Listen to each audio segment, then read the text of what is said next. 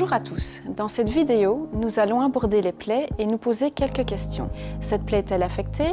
Nécessite-t-elle l'utilisation d'un antiseptique ou la prise d'antibiotiques? En quelques mots, voici comment évaluer et traiter efficacement une plaie.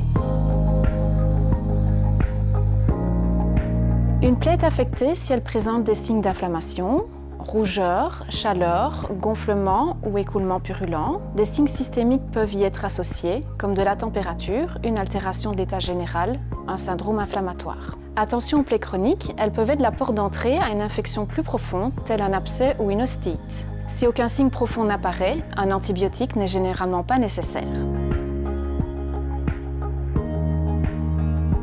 Jamais de prélèvement systématique. Les plaies chroniques sont toujours colonisées. Lorsqu'une plaie semble se dégrader, elle doit être référée à un spécialiste.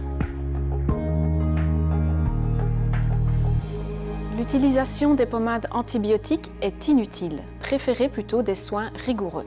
Les plaies chroniques doivent être lavées quotidiennement, à l'eau courante et au savon doux, à l'aide d'un gant de toilette et d'un essuie propre. L'action mécanique est primordiale, elle permet d'éliminer les débris tissulaires et une partie de la fibrine et du biofilm.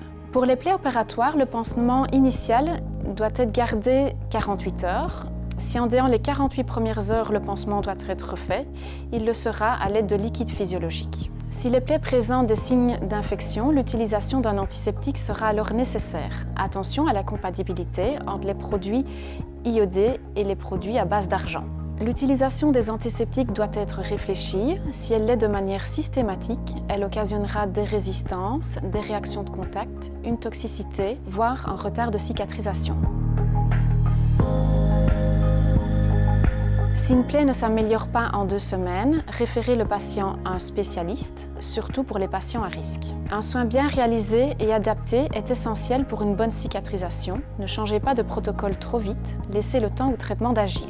Pour des recommandations plus détaillées, consultez la fiche didactique éditée par le host Ellipse via le QR code affiché sur votre écran.